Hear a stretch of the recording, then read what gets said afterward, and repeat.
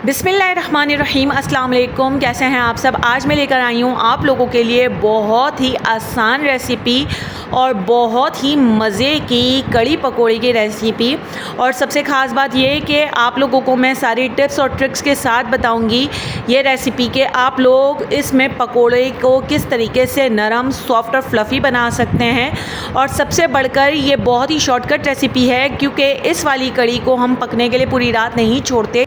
तो अगर आप लोग चैनल पर नए हैं तो प्लीज़ करके मेरे चैनल को सब्सक्राइब कर लीजिए और सबसे बढ़कर वीडियो को एंड तक लाजमी देखिएगा ताकि सारी टिप्स और ट्रिक्स आप लोग नोट डाउन कर सकें और 10 से 15 मिनट में आप लोग भी मेरी तरह ये कड़ी बना सकें।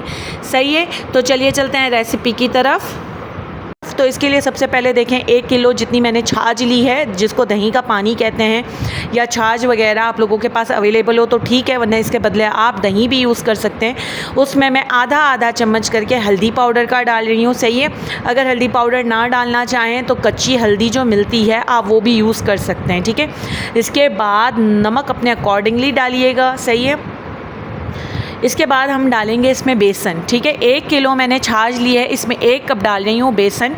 रेशो का ख़ास ख्याल रखिएगा। ठीक है, सारी टिप्स आपको साथ साथ बताती जा रही हूँ, नोट डाउन कर लीजिए।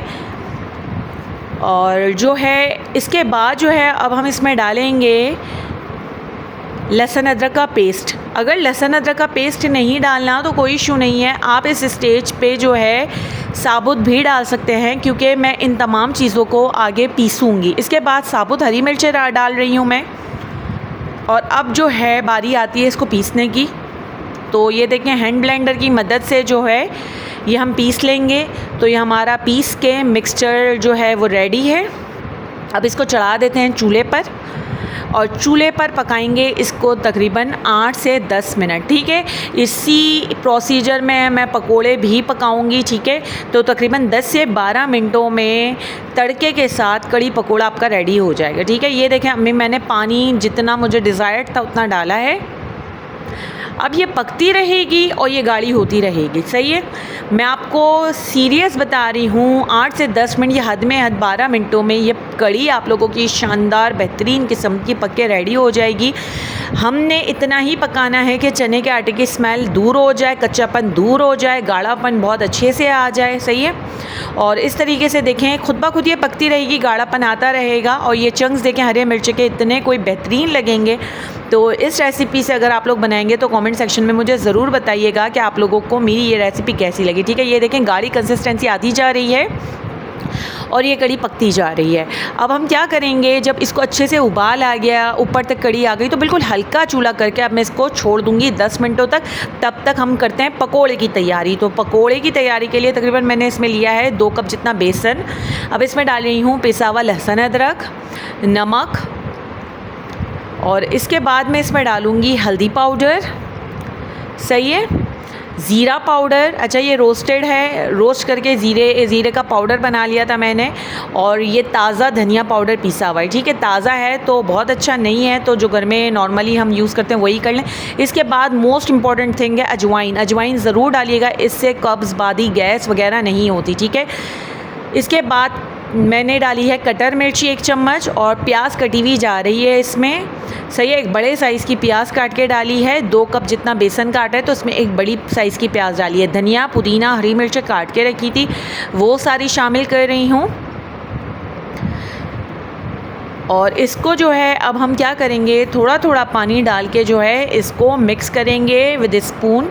सही है, और इसमें एक और लास्ट में इंग्रेडिएंट जाएगा, वो है बेकिंग सोडा। ठीक है, बेकिंग सोडा आपको पता है क्या काम करती है, इसमें ज़रूर जाएगी बेकिंग सोडा क्योंकि देखें बेकिंग सोडा की मदद से ही आपके पकोड़े एकदम फूले फूले, सॉफ्ट और फ्लफ़ी बनेंगे जो कड़ी में हमें चाहिए होते हैं। बेकिंग सोडा की मिकदार नोट कर लें आप, थोड़ा मैं ज़्यादा डाल रही हूँ, कंफ्यूज ना होइएगा। तकरीबन 1/4 चम्मच भर के डालें। ठीक है, ये बिल्कुल कंफ्यूज नहीं होना क्योंकि इससे क्या होगा, जब हम पकोड़े तलने के लिए रखेंगे एक तो वो फूलेंगे, फिर ऊपर से जब हम कड़ी में डालेंगे ना, यकीन माने इतना ये कड़ी को अपने अंदर एब्जॉर्ब कर लेंगे और इतना सुपर सॉफ्ट बनेंगे जैसे हमें कड़ी पकोड़े में चाहिए होते। कड़ी की मेन ख़ास बात यही होती है कि एक तो उसमें जो है ना नेचुरली खट्टापन हो, तो वो उसी सूरत आता है जब दही आपकी खट्टी हो या दही का जो आप पानी ले रहे हो वो खट्टा हो। और दूसरे नंबर पे आता है कि पकोड़े उसके बहुत मज़े के और सॉफ्ट हों। और मैं आपको सारी टिप्स बता रही हूँ कि पकोड़े का फ्लफ़ीपन कैसे आएगा। जब सोडा आप अच्छी क्वांटिटी में डालेंगे उसी सूरत आएगा। अच्छी क्वांटिटी का मतलब ये हरगिज़ नहीं बता रही मैं आपको कि आप इतनी ओवर शामिल कर दो कि बहुत ओवर ही तेल अपने अंदर पकोड़े एब्जॉर्ब कर लें। ऐसा नहीं कीजिएगा। एक आध पकोड़े को तलकर चेक कीजिएगा। अगर वो एकदम से फूल जाता है और तोड़ने के बाद आपको एकदम सॉफ्टनेस नज़र आती है, ऊपर से अंदर से कोई भी गुठली नज़र नहीं आ रही, इट मीन्स आपका पकोड़ा बिल्कुल परफेक्ट है। और अगर आपको लगे कि फूल तो रहा है लेकिन बहुत ज़्यादा तेल एब्जॉर्ब कर रहा है ना अपने अंदर, तो फिर आप लोग बेसन की क्वांटिटी को थोड़ा सा ऐड कर लें। तो ये सारी टिप्स और ट्रिक्स मैंने आपको बता दी हैं कि किस तरीके से सॉफ़्ट और फ्लफ़ी पकोड़े आप लोग बना सकते हो। ठीक है, इस स्टेज पे भी आपके पकोड़े सॉफ्ट रहेंगे और प्लस जब आप कढ़ी में डालेंगे मज़ीद और सॉफ्ट हो जाएंगे। और यही टिप्स और ट्रिक्स जो है नॉर्मल जो हम पकोड़े बनाते हैं बरसात वगैरह के दिनों में, उसके लिए भी यही टिप्स और ट्रिक्स हैं। पकोड़े को तलने का टाइम 3 से 4 मिनट है। ठीक है, 3 मिनट इनफ है मेरा ख़्याल है। और जो है ये पककर हमारे रेडी हैं और अब हम इसको डाल देते हैं कढ़ी में। सही है।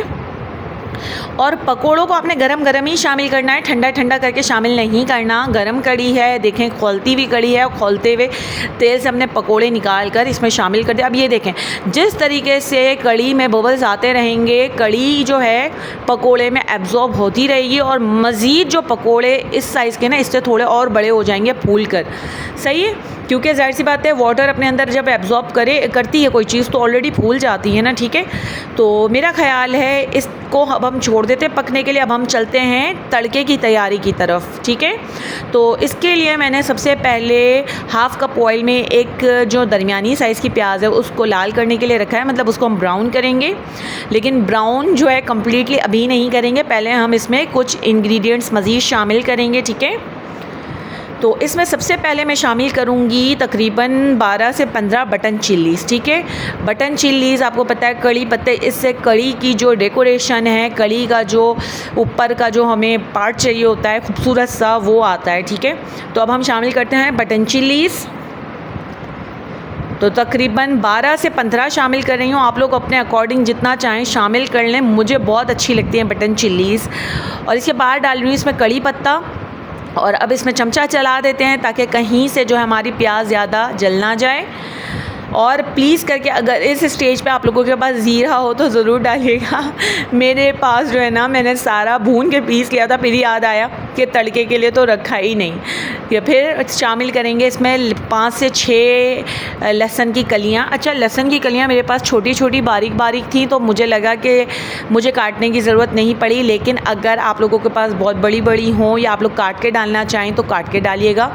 हरे मिर्चें डाल रही हूँ। ये देखें ऑलमोस्ट हमारा तड़का जब डन हो गया ना तब डाले मैंने हरे मिर्चें।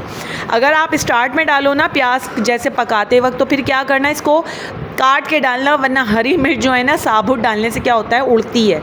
लेकिन अभी ऐसा कोई ख़तरा नहीं है क्योंकि अब हमारा ऑलमोस्ट जो है तड़का डन है। बस अब हरी मिर्चें डाली हैं मैंने और फ़ौरन जो है 1 मिनट घुमाने के बाद, 1 आध मिनट घुमाने के बाद तड़के को मैंने डाल दिया कढ़ी में। और ये देखें हमारी खूबसूरत सी कलरफुल कढ़ी तैयार है। और जो है आप लोग इसको ज़रूर ट्राई कीजिएगा। अब हम इसको करते हैं सर्व।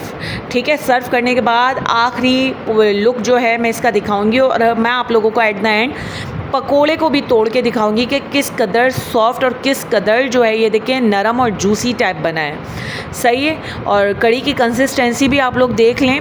अच्छा, आप लोग चाहें तो बहुत गाढ़ी करना चाहें तो उसमें पानी नहीं शामिल कीजिएगा जिस टाइम पे मैंने शामिल किया था, लेकिन मेरे घर में इसी कंसिस्टेंसी की खाई जाती है तो मैंने इसी हिसाब से जो है इसकी थिकनेस रखी है। सही है, अब हम पकोड़े को चेक करते हैं। ये देखें किस कदर फूला हुआ, किस कदर सॉफ्ट है पकोड़ा और किस कदर जल्दी बन गई है कड़ी।